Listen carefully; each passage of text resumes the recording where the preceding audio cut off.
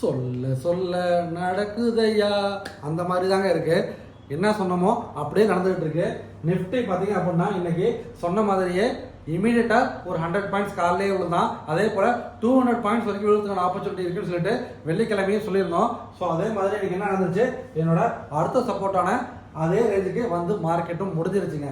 இனிமேட்டு நிஃப்டியில் என்ன நடக்கலாம்னு சொல்லி கேட்டீங்க அப்படின்னா, நிஃப்டி இப்பயும் பார்த்தீங்க அப்படின்னா ஒரு சப்போர்ட்டை கட் பண்ணி தாங்க க்ளோஸ் ஆகிருக்கான்.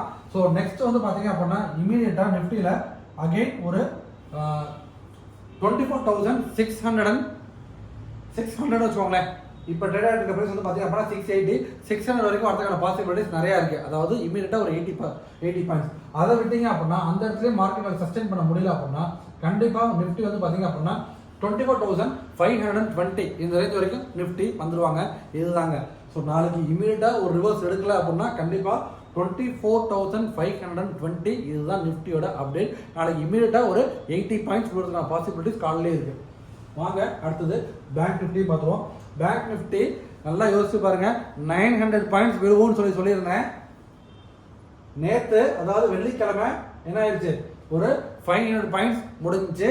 இன்னைக்கு என்ன ஆயிடுச்சு, ஒரு 400 பாயிண்ட்ஸ் முடிஞ்சிச்சு. ஆக மொத்தம் 900 பாயிண்ட்ஸ் முடிஞ்சிச்சா.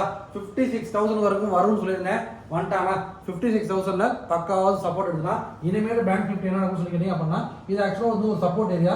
இந்த இடத்துல சப்போர்ட் எடுத்து மேலே ஏறலை அப்படின்னா கண்டிப்பா அடுத்தது 55,800 இன்னும் ஒரு 200 பாயிண்ட் விடுறதுக்கான பாசிபிலிட்டிஸ் நிஃப்டியில் இருக்குதுங்க. இந்த மாதிரி உங்களாலையும் டெக்னிக்கலை பக்காவாக அனலைஸ் பண்ணிட்டு எடுக்க முடியும். சரிங்களா. எங்கள் கம்யூனிட்டி மெம்பர்ஸ் ஆல்ரெடி சூப்பராக பண்ணிட்டு இருக்காங்க.